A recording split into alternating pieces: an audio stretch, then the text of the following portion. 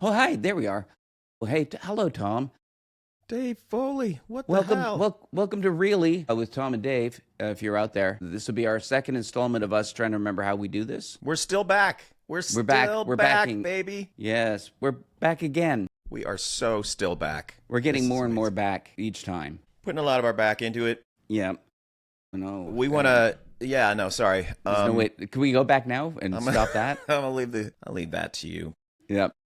We are very excited to. We're sort of getting our shit back together here with our new Yes. partners at SpectreVision. So these are our Yes. sort of. This is almost like a extra cut. This is sort of the extra content of Really as we. Yeah, this is gearing up. This is us going, oh, do I remember how to ride a bike? Yes. And hopefully we do. And then again, as we go further along and we get more organized, we think the podcast will evolve a little bit. Yeah, we're going to have new segments. We're going to have Yeah. the Fuck Really segment, which will start us off. What's that going to be, Dave? That's going to be we're going to look at the issues of the UFO phenomena or other reality challenging phenomena that we don't want to believe, that we would rather not have be true. Make them go away. Yeah, and because there's always that fear that no matter how crazy something sounds, or no matter how someone who comes forward with something might be depicted as being just a lunatic, often you then later find out, oh no, they were right. Oh yeah, and so we want to look at those things before we're forced to accept them.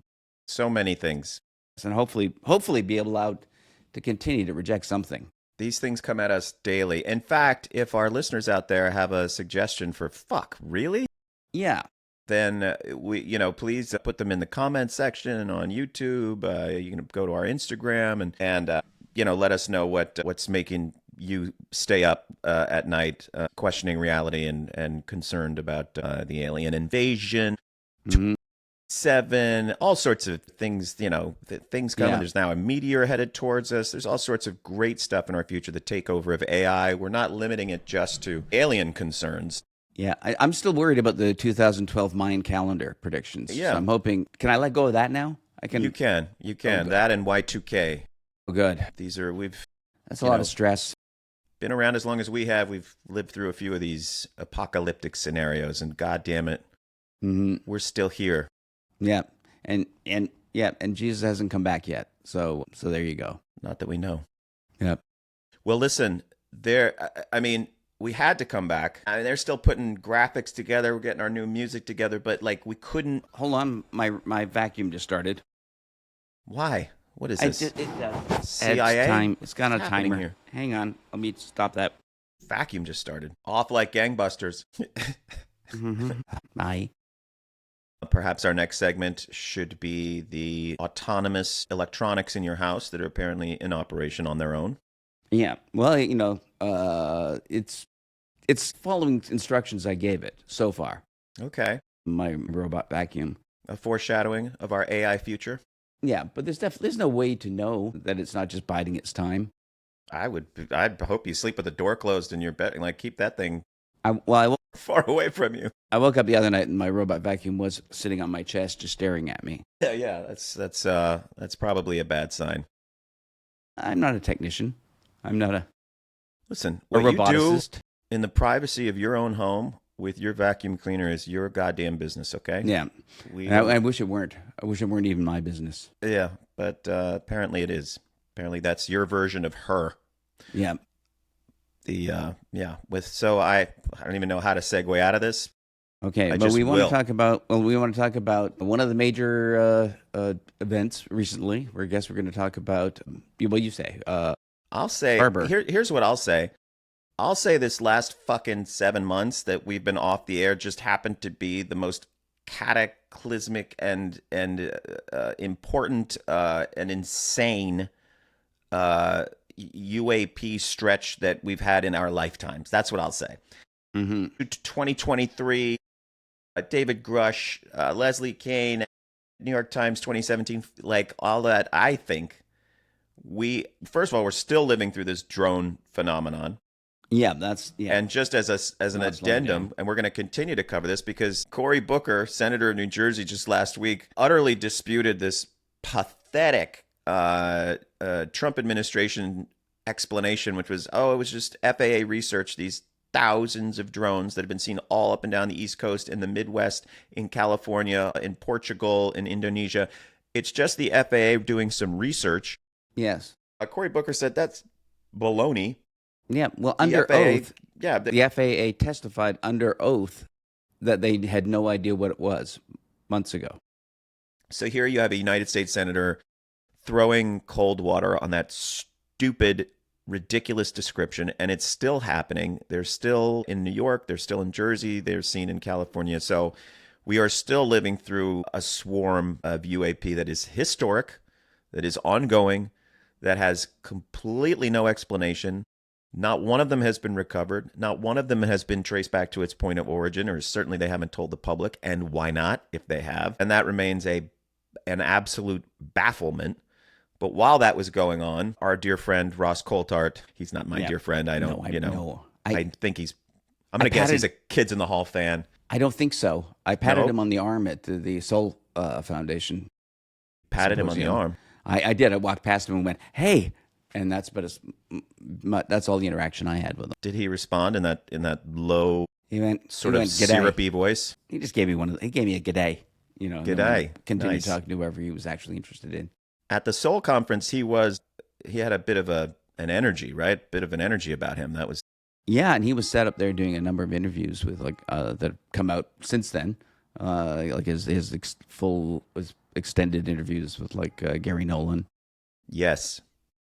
So Ross is the kind of most sort of, let's say, respected UAP journalist in the mainstream media. If we can now say News Nation is the mainstream, which I think we can. They've got News Nation. It's some good folks. I like Chris Cuomo. Yeah, they're a legit news channel. I'm going to give them in this strange new age of what is truth and what is not. We can just sort of throw them in there. They're sort of vaguely in the pot.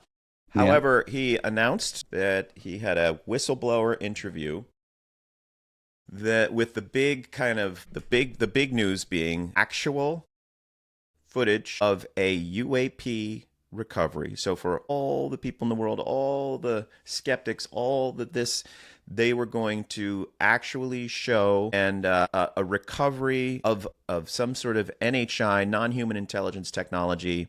And then he was going to have an interview with this guy. So I just need to ask you, what were your impressions? And then we'll show it to the audience that watches us and not just listening. But what were your impressions of the egg, first of all?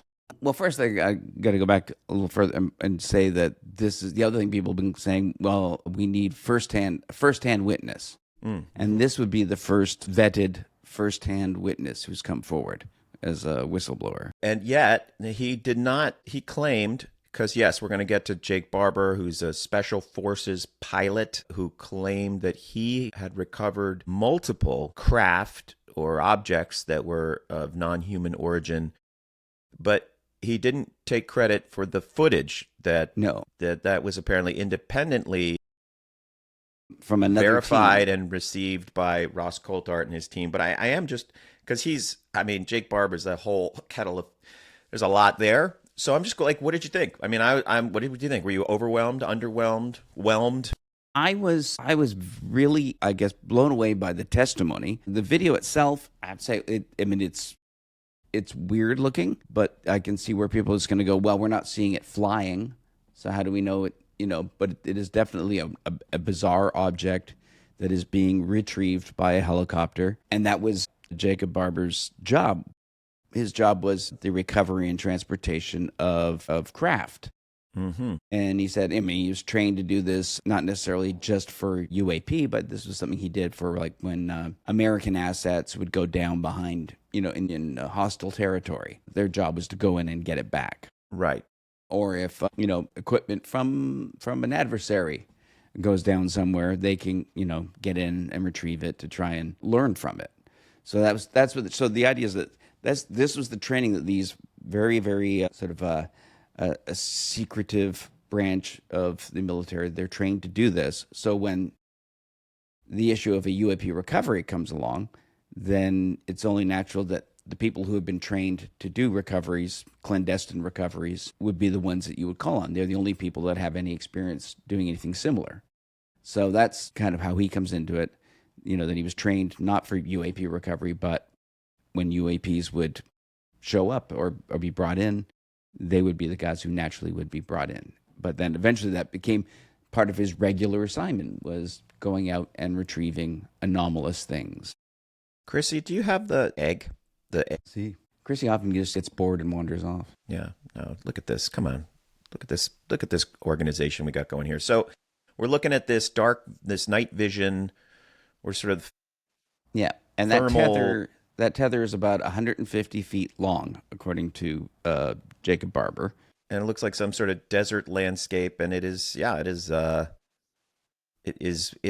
white, large. I mean, it looks about the size of like a, Volkswagen Beetle. Well, I know Barber in his interview said he estimated it was about 20 feet in length from top to bottom. And so it's a pretty large object.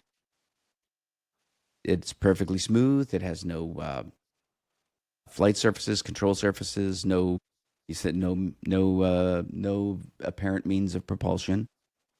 But this is something, and here's where it gets really weird, is he said that this was a craft, well, maybe not that one in particular, but the one that he recovered, because he said this is not footage of his team.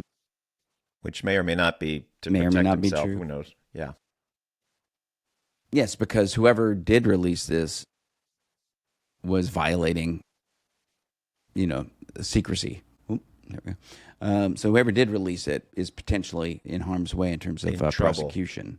Yeah, but he said that this wasn't a crash. The stuff he was going to pick up, they weren't crashes. That they were working in tandem with psionic operatives, psionic agents, and psionic agents are agents trained in telepathy, using telepathy to communicate with non-human intelligences and craft. They apparently are able to, he said, innate these craft in, and then when they come in, the psionic agents can actually take control of the craft and bring them down. Yeah, this was a good candidate for a very first "fuck, really?" segment, which certainly could still qualify.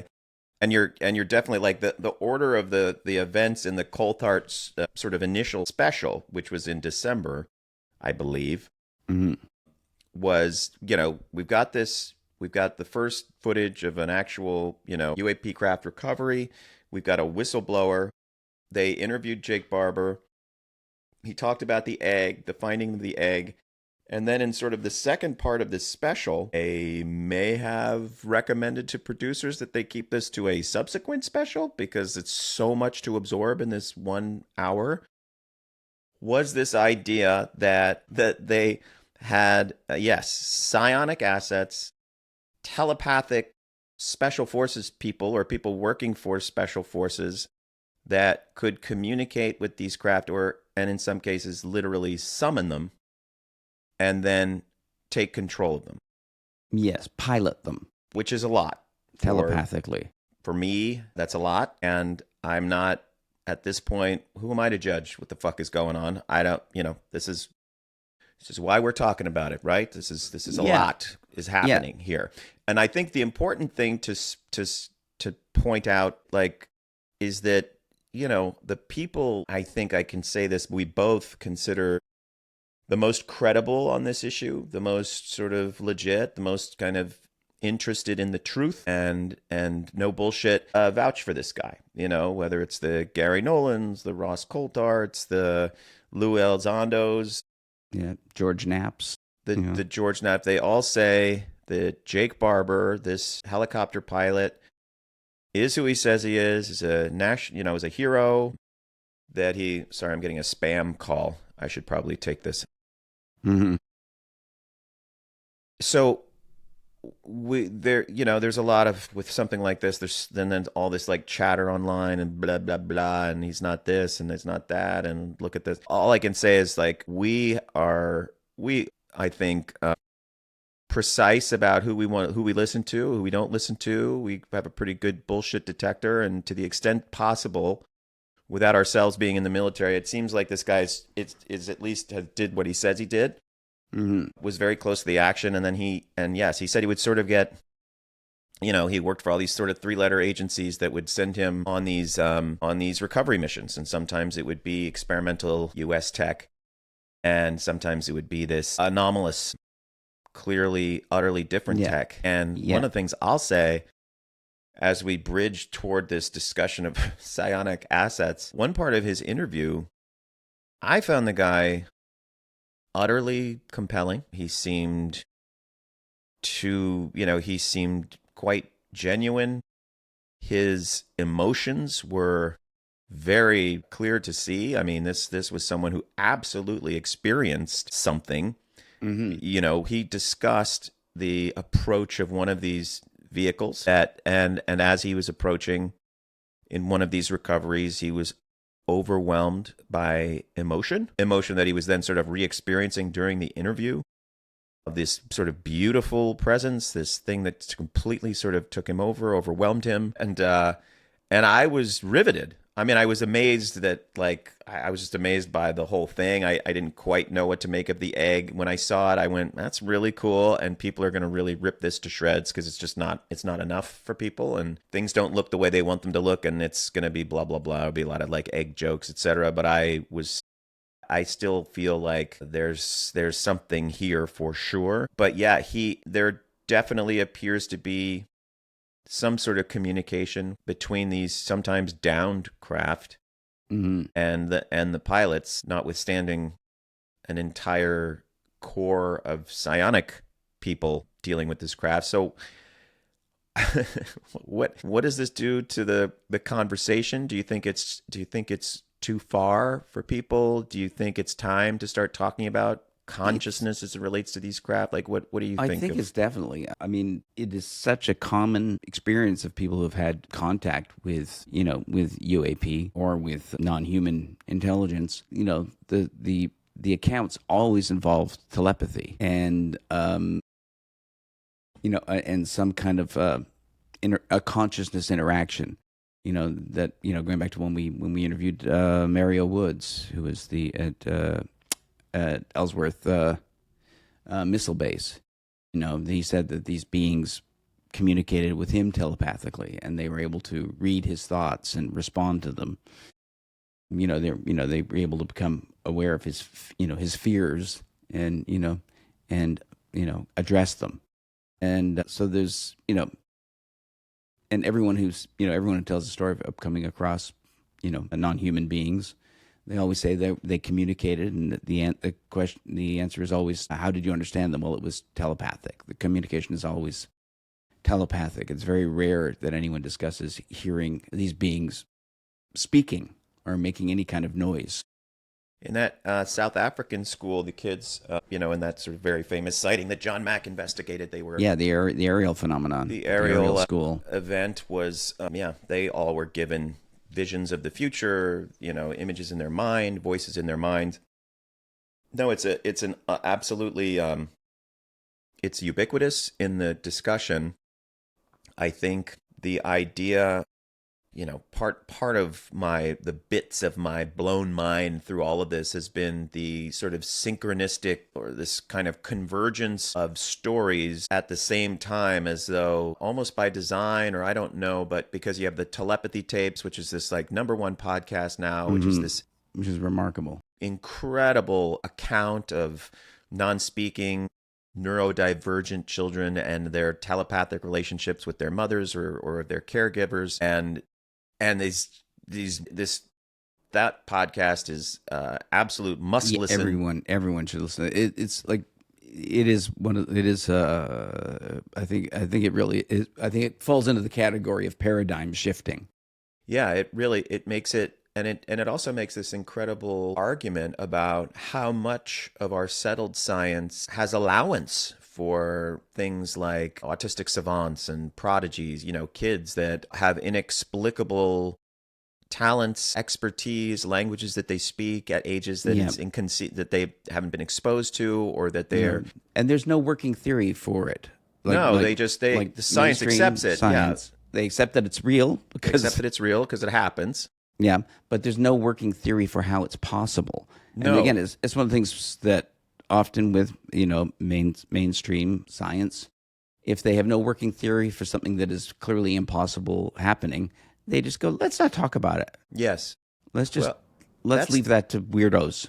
And that's where this whole debate now about the material science and this materialism and this idea that really has dominated science for, the past 200 years, that we're, what you can, see, feel, or, what you can touch, this idea that consciousness is this sort of exclusive, very kind of elite, special, niche aspect of science that sort of exists at the very tippy top of the pyramid, that consciousness may be something there, whereas the argument that it all starts with consciousness, and that that the pyramid is upside down of science, that we don't start with sort of physics, chemistry, biology, etc., and so forth, and then reach, the tippy top, that the top is the bottom, that consciousness is everywhere and everything. And I only bring up the telepathy tapes because now this is in the conversation everywhere, and now it relates to the UAP conversation in a big, big way. And it's not because just we talk about niche topics. This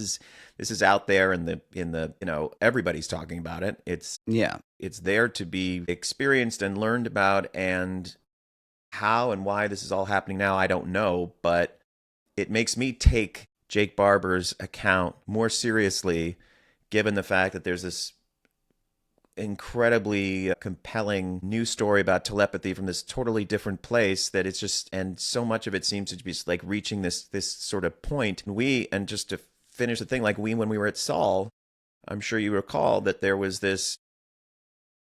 some debate about, we should be talking about the nuts and bolts of UAP. We should be talking about danger to pilots. We should be talking about, they want to talk about basically the material aspects of it, which leaves out this entire part of the debate. In fact, Whitley Strieber stood up and was kind of saying what about experiencers? What about consciousness? What about this? And it felt like, well, to push through with the government, we have to deal with, the stuff you can knock on, the stuff you can bang on some real metal disc. And yet here we are, and it appears that our government is up to their eyeballs in consciousness interaction with non-human intelligence. Yeah, and it fits into the a broader history that we know that in the when did they start it? In the 90s? Was it that Stanford Research Institute with Russell Targ and Hal Puthoff were working for this?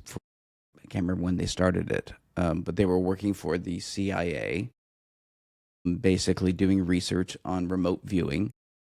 And, it's hard to argue that their results weren't good. There's an awful lot of really good, solid evidence that they got great information. They got actionable intelligence out of these remote viewers. And the program was funded on the books for 20 years by the CIA, and then was shut down. But then everyone basically says it continued.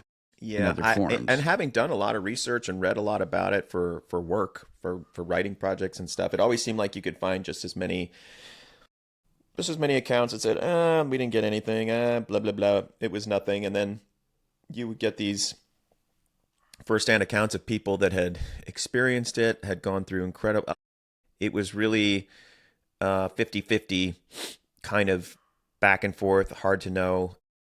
What I would say is what's coming out now seems to legitimize this idea that these were successful projects, very secretive projects. And one of the things that I always found creepy and fascinating about these accounts from remote viewers was that they would encounter other intelligences during their little journey. So I'm going to, they send me to go look at this, but something else is watching them. Well, and it's also for people to think it was shut down. I mean, we know, Lou Elizondo is revealed in his book, Imminent. And again, Lou Elizondo, who ran ATIP for the Pentagon, which came out of OSAP when OSAP was kind of folding up, that he was trained in remote viewing and used it in his intelligence work, used it in his counterterrorism work.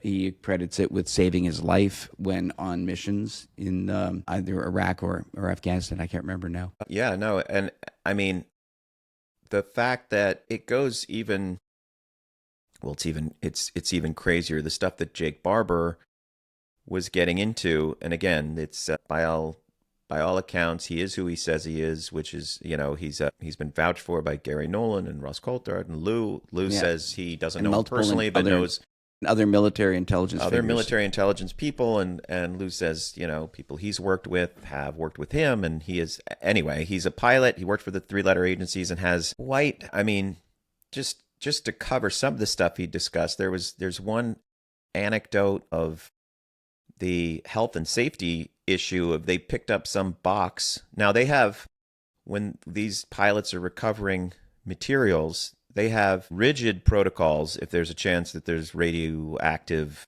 substances involved. Yes. And yet they were sent to pick up a box. Something was inside this box. They picked up this box, and something turned on and made everyone involved ill. Something happened with the object inside. They don't know what it is, and he didn't claim to know what it was, but he did know that it was behaving in a way that did not prescribe to their protocols. They were not warned in advance, and he says they all experienced massive hair loss and skin sloughing off their limbs. Yes. Afterwards, and like a lot of things that seemed clearly to be the results of being exposed to some kind of intense radiation. Yes, that had avoided detection before, which doesn't make a lot of sense. Yes, and that in going into it, you're right. They had none of their usual protocols in place for dealing with anything that was radioactive. Yeah, they would have hazmat suits normally. They would have a way to sort of treat that to protect themselves. So this was a case that, and he also alluded to what sounded like a UFO James Bond type scenario where their intelligence changed. They sounded like they were working for a private contractor. He gave it a sense that it was one of the, kind of big guys, whether it's Northrop Grumman or Lockheed,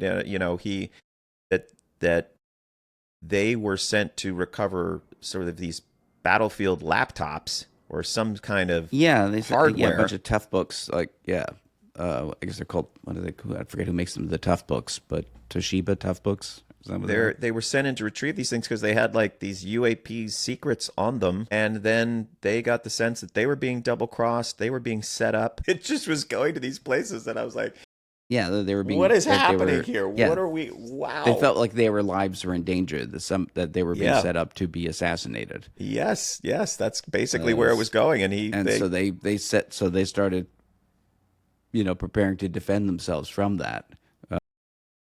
And just realize these guys are very, as I said, like Jake Barber, when he's being interviewed, it seems like he talked a lot about how they are very tough guys, but they're also very sensitive guys. He said you'd be surprised at how much, how much of their emotional makeup is very deeply empathetic and in many ways very feminine. They have a very feminine sense of sort of emotional involvement, which he said is necessary for the work they do, like that ability to have empathy and intuition, But he also, in the longer interview, at one point he talked about, like you said, are you worried about somebody coming after you now that you're disclosing all of this? And the longer interview, he says, well, if somebody comes after me, that will be the worst day of their lives. And he said, that'll be the worst decision they ever make. And he said, because I'm not afraid of the boogeyman. I am the boogeyman. Goodness gracious. Did he really? Yeah. I didn't see that part. Yes. That's in the extended interview with Ross Coulthard. That's kind of how I talk. Yeah. And you hear that and you go, okay, I believe him when he says he's the boogeyman. I believe that there's no question he's a soul. There's no question he just walked off the street and Ross Coulthard interviewed him. It's just not, that is not plausible. It's not. There's no sense to that whatsoever. Ross is a fairly careful guy. They know how many eyeballs are on this. Yeah. They know it's sort of like he'd been talking to Barber for almost 2 years before this interview. Yeah, vetting him and trying to convince him to go public. And I believe Barber was also in contact with our friends Jeremy and George. And so he was definitely reaching out to people that are in the disclosure movement. So there's either a special forces UAP cult that are a bunch of sort of maniacs coming forward with completely, I suppose there's what I find to be sort of an eye roll argument of like the CIA puts assets out there to protect their special technology projects, which I'm sure cover stories have been made in the past to make up for. But I also think where there's smoke, there's incredible fire. And in this case, where there's fire, there's fire. I mean, just this is becoming, I just think the dam is breaking. I mean, I think, 2 years ago, we're talking to Gary Nolan about, these are old programs that just can't withstand the pressure now. It's just like the old fortresses of secrecy can't handle social media. They can't handle the speed of things. They can't handle the whistleblowers. And I think the likelier aspect is that we're just seeing these crazy chunks of information breaking off into the public sphere. You see the scramble. You see the scramble with the fucking drones. You just see a government that is just absolutely flat-footed and dishonest. Dishonest, but just clearly dishonest. So obviously, yeah. So now we still have a media, and in this case, this includes the sort of free speech X folks Elon utterly silent on the drones issue. Yeah, like Elon, not one MSNBC, fucking opinion. CNN, CBS, ABC, NBC. There was some coverage.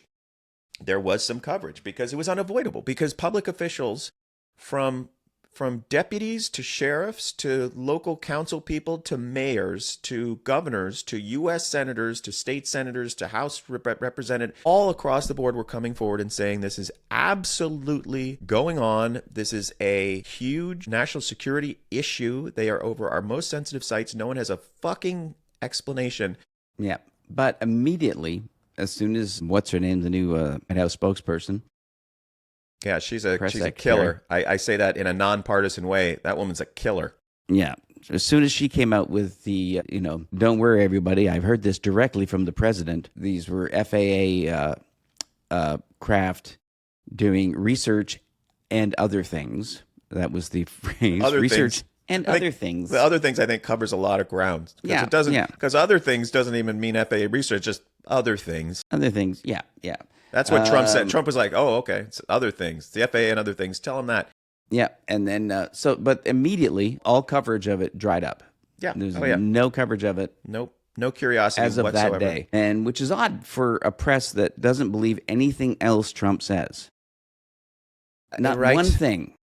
But on this, how do we square this circle? But it's the same thing. It's that if it's on this subject, then any excuse, no follow-up questions, no challenges to it. Nobody, not one person at that press briefing said, well, why did the FAA deny this under oath? There were some. It was just, I just think it was the die was cast. They had made their official statement and that's what it was going to be. Yeah.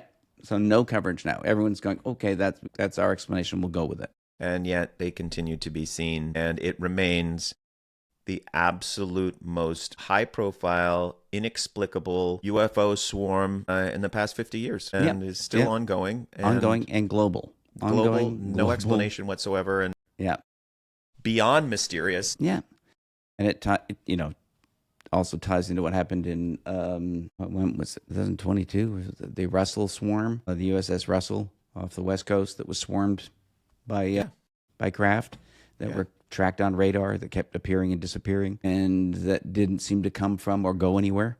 Yeah.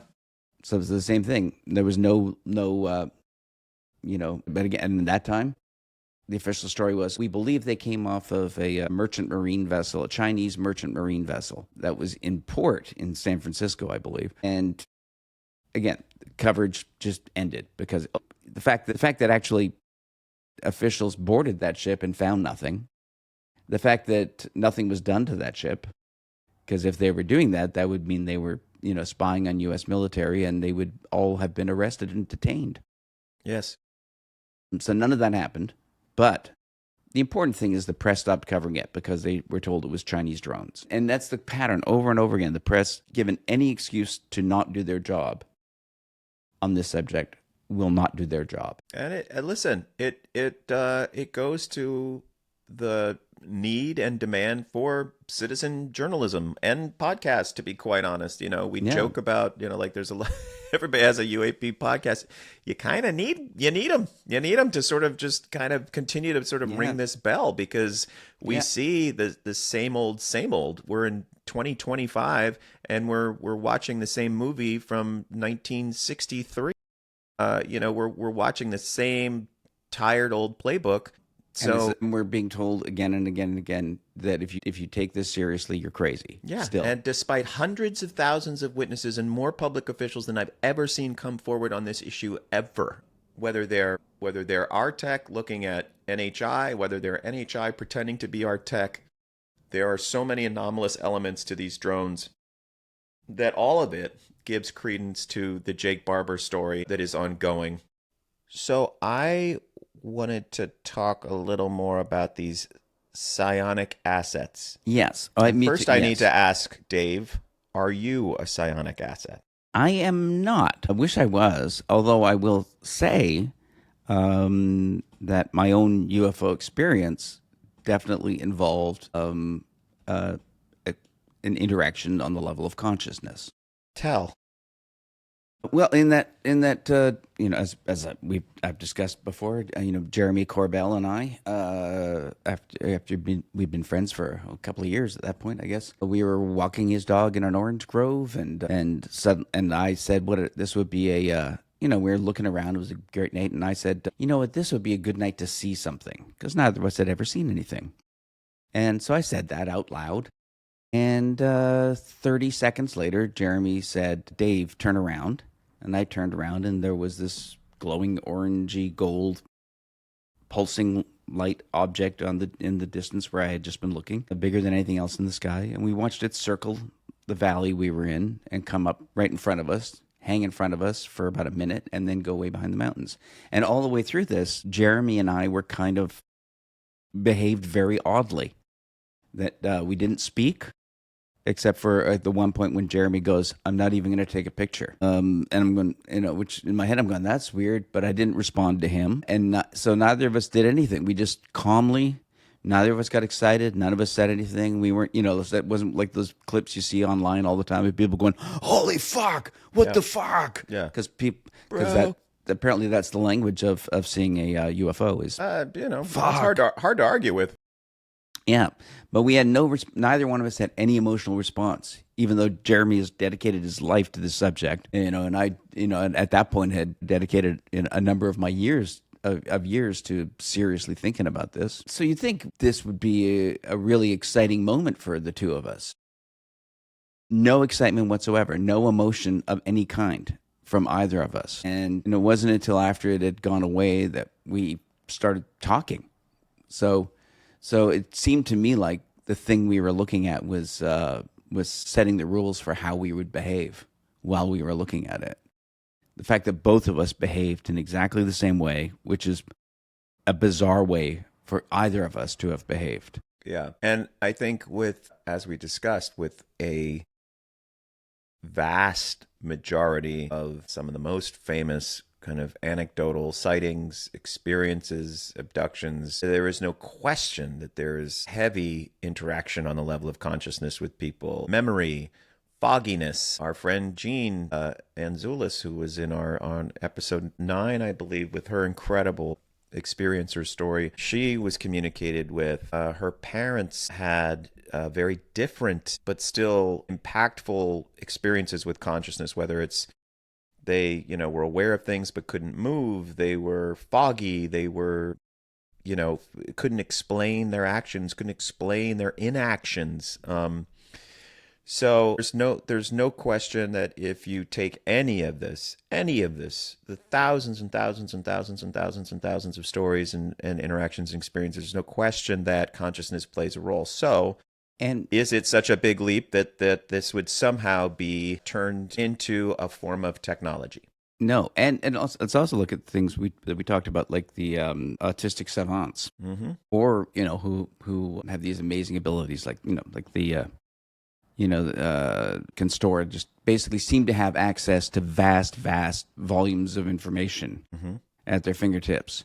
You know, that they can tell you what day of the week it was at a certain year, you know, what when's up of the month, you know, they basically can just give you calendar dates out of nowhere, or factor huge numbers, or just they seem to be able to just access information the way a computer accesses information from the cloud. And we have no explanation for it. We have no explanation for people who suffer traumatic head injuries and can suddenly speak French. That's a lot of knowledge that is suddenly in their heads that wasn't there like a day before.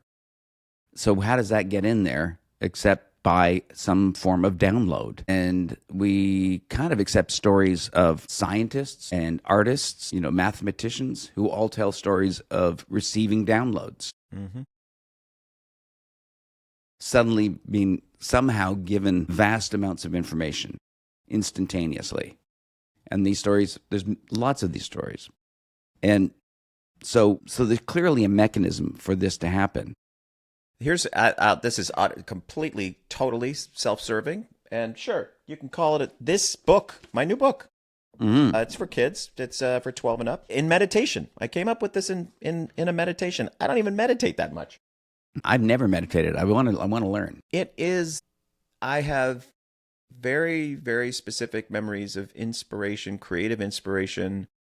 Something feels dropped in, just dropped in. And again, I'm a very sporadic meditator, a big believer, a big proponent of it. And I do think that it's the sort of, you know, it's a gentle superpower. If you don't quite have the appetite for DMT or some of these extreme experiences to break through the membrane, so to speak, this is, I think meditation is the you know, it's the vehicle for doing that in a more you know, less jarring way. But I think the results can be just as incredible. And yeah, I have found it to be an extraordinary resource for creativity. Also, it just relieves anxiety, and it's good for your health, and it can you know, do all sorts of good things for your body and mind, and is so proven. So yes, go ahead. So there you have a proposed mechanism for information coming in. And then there's the notion of, well, what about information going out? Like, in terms of, like, I remember years ago talking with Jeremy, and we were talking about the story had come out, I forget what it was, but a discussion about whether or not UFO controlled through telepathy, through some sort of mind-machine meld between the pilots and the craft themselves. And when we were talking about it, Jeremy was telling me about this, and the first thing that came into my head was, well, all right. I said, well, human beings are already exploring this, because there's a project at Princeton called the Global Consciousness Project. They've since renamed it, but it's been going on for over 20 years.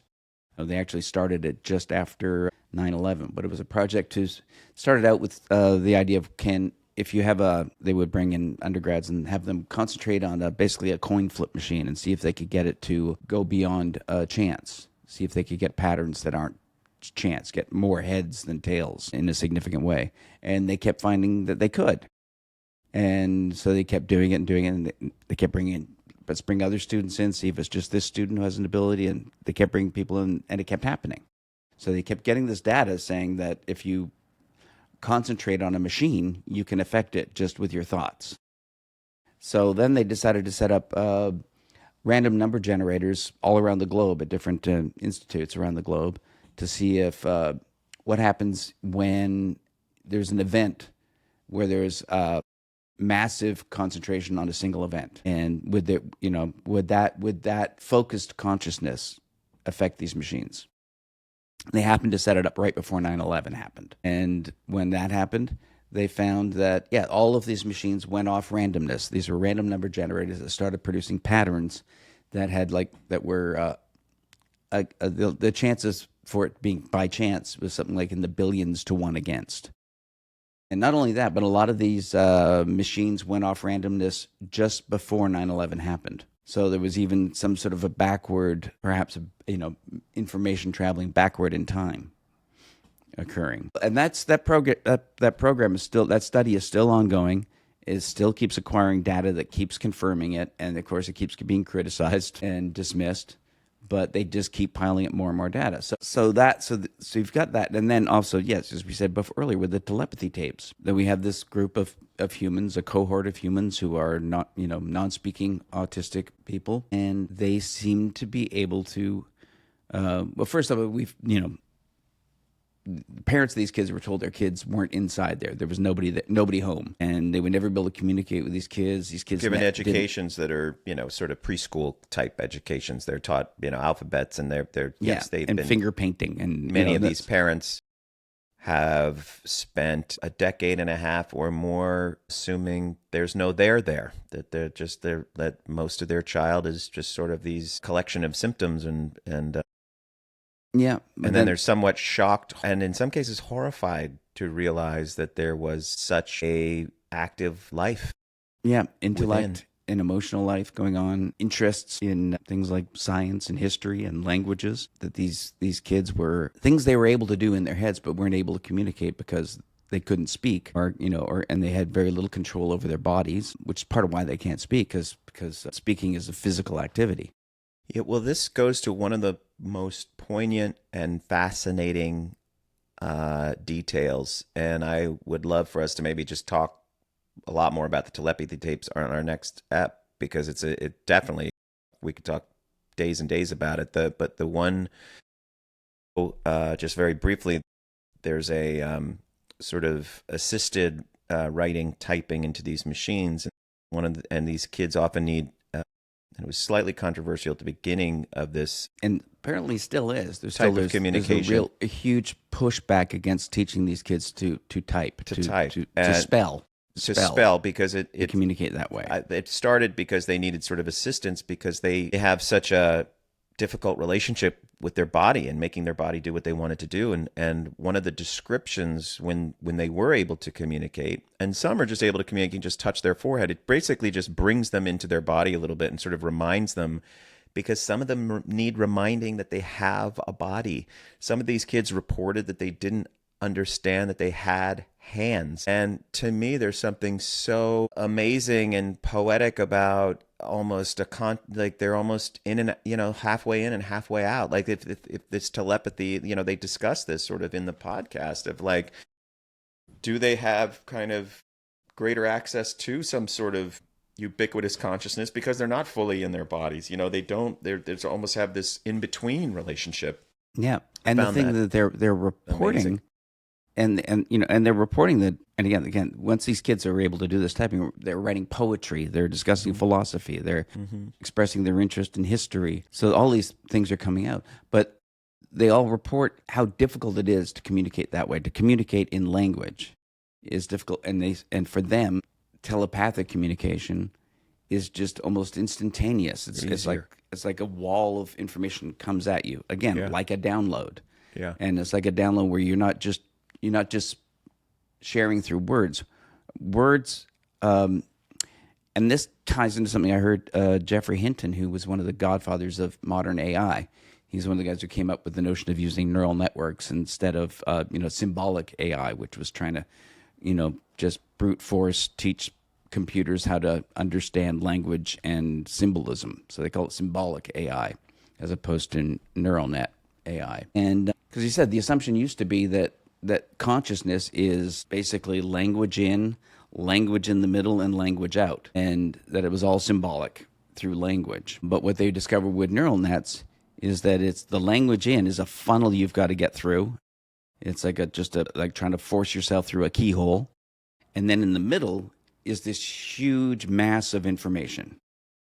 And then on the output is whatever you can fit through the funnel going out, and that's language again. Though we take in information through language, but we create this huge mass of information there, and then we have to like force it out through the other end. And a lot of things need to work to make that achievable, right? It's like you need not just the ability to think and communicate in language, you need the physical facility to do it. Yes. Either through some sort of language, use of your hands or your mouth or your lips and tongues and all that stuff. Yes, and because language is basically a technology we developed. And it's not like, it didn't sort of come naturally, and it's a constriction on how quickly you can convey information, and it's a really, really slowing constriction, and that's what they learned in AI, and that's why AI can take in your questions and pump out an incredible volume of information immediately, because it doesn't have it isn't dealing in language in the middle. It's dealing with just data. So language is a roadblock. It's a speed limit for information. And these kids are saying they don't live with that speed limit. And they also describe being a next step in human evolution, that they are here for a reason. And they talk about it amongst themselves. They communicate in groups. There's the sections where they meet on what they call the Hill and have social interactions through telepathy. And they're saying they're here. They all discuss that they have a mission, that they have a purpose in being here and a purpose in existing, and that is that they are supposed to be helping guide us to a next level of consciousness.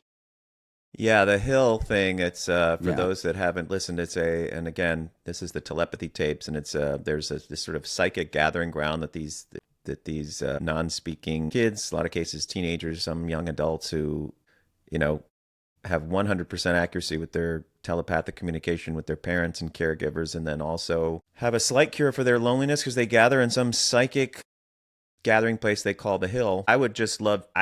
So we have this kind of sort of overlapping support overlapping to the Jake Barber story to sort of to somewhat fortify this idea of psionic assets. Now I need to bring up this thing that does bug me, and maybe you can reassure me.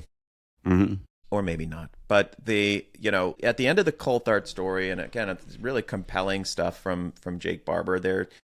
It always, and I like, there's this moment where and Jake now has a group called Skywatchers, which is, a group of psionic UFO summoners, and they're out there, and I hear they've, according to Ross Coulthard, Silicon Valley has given them millions of dollars in the hopes that they're going to recover some sort of NHI tech, and it all sounds very futuristic and interesting, but to me, I heard that and I winced. I just was like, okay, so now is this going to be a TV show? And is this going to be, and it just gets me a little, I just find it a troublesome aspect of this entire thing, is this sort of fence sitting with a kind of commercialization of this, and the uneasy partnership between entertainment and what this is. And I don't know what Skywatchers is. It could be absolutely, completely 1000% authentic. And maybe what else are these people going to do if they leave the military, and if they believe in this, and maybe it's going to raise our consciousness. Part of me just reacts when I hear that. And should I be concerned, or do you think that's just where we are in these days? Well, I think we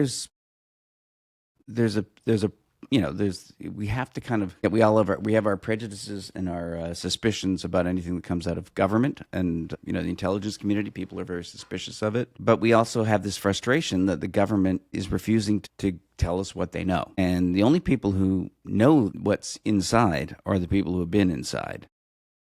And so they're really the only people that are in a position to push this out into the public if the government won't do it. So the people we're going to have to rely on are going to have to be people like Lou Elizondo.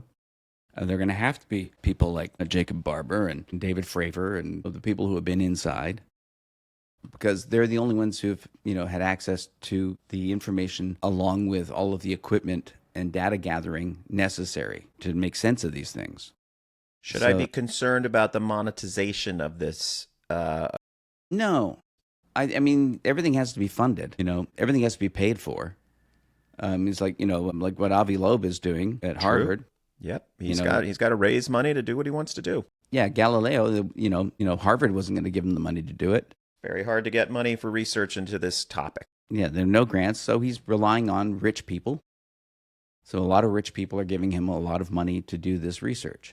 Otherwise, it just wouldn't happen. I mean, Gary Nolan has talked a lot about how the thing that holds him back is that doing doing testing on materials is really, really expensive, and Stanford's not going to pay him to do it. The whole Saul thing was more or less a kind of pro bono get together. Part of it was people trying to get some funding for legitimate research purposes, and I agree with you. I mean, it's a challenge, and what I would say is, even if Skywatcher sounds a little like Skinwalker, and then you've got the Skinwalker Ranch, which is a very successful TV show. However, by all accounts, they're doing legitimate research there. Yeah, well, they're definitely putting out the Secrets of Skywalker Ranch show. And I'm going to guess they aren't putting out everything they have, but the stuff they've put out is really compelling and hard to discount. Well, and I just would say, for the skeptics out there, we are well aware there, and anyone who looks into this knows that serious research has been happening at Skinwalker Ranch decades before there was ever any show about it. Yes, going back to the 90s with NIDS, National Institute for Discovery Science, with some of the most historic and meaningful research into this issue took place at Skinwalker Ranch. So I'm making the counter to my just raising my hand and saying, like, should we, just an awareness of these people. Jake Barber has friends from the same programs that have been in government, apparently at very high levels of the military, and they are now a group called Skywatchers, and apparently they have some funding from Silicon Valley folks because they're going to be summoning UFOs. And they claim they've already had success with their program, and their goal is to, by the end of the year, present their findings. I mean, they keep saying by the end of the year we'll present everything. Everything's going to be transparent. Everything's going to be public. I'll be here for it. Yeah, we'll be here for again, it. I have a strong bias against Stephen Greer, who has been an advocate for disclosure for many years, but there's something about him that I don't trust. And